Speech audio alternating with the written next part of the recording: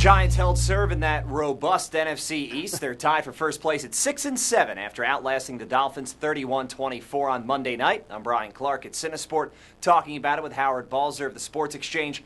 Howard, was this game a case of Odell Beckham Jr. being the best player on the field? Pretty much, and there's no doubt that the Dolphins couldn't handle him, and Eli Manning knew that he could go to him when they really needed it. And that was a big factor in this game. Who knows? Odell Beckham might be the game changer, the difference maker as it comes down the stretch in this division. And that's the interesting point. Now a three-way tie in the division between Washington, Philadelphia, and New York. Does the fact the Giants have Beckham give them the edge? Does the Redskins' schedule help them out? Who's got the most going for them right now?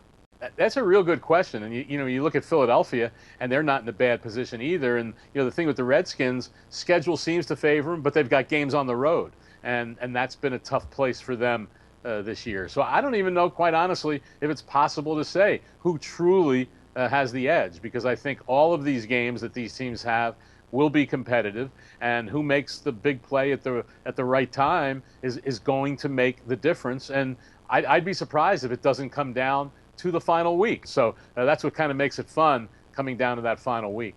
Yeah, that'll certainly be fun to watch over the next couple of weeks. And then an example of how everything changes in 24 hours in the NFL.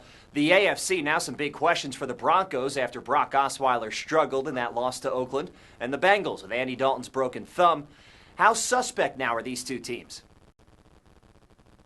Well, I think there were a lot of questions about the Broncos anyway, and even in the games they were winning, it was mostly with Osweiler just being a quarterback that didn't make mistakes. It wasn't like he had tremendous numbers, but he was managing the game well, and the Broncos were winning with defense. So it'll be curious to see what the Broncos can do coming down the stretch, and they have to run it better, and they have to get more points from that offense. And you're not going to win many games in this league, scoring over only 12 points. From the Cincinnati angle, this is a definite game changer. Can A.J. McCarron just hold serve? And what'll be real key is with the Bengals getting some good news on Andy Dalton that he doesn't need surgery.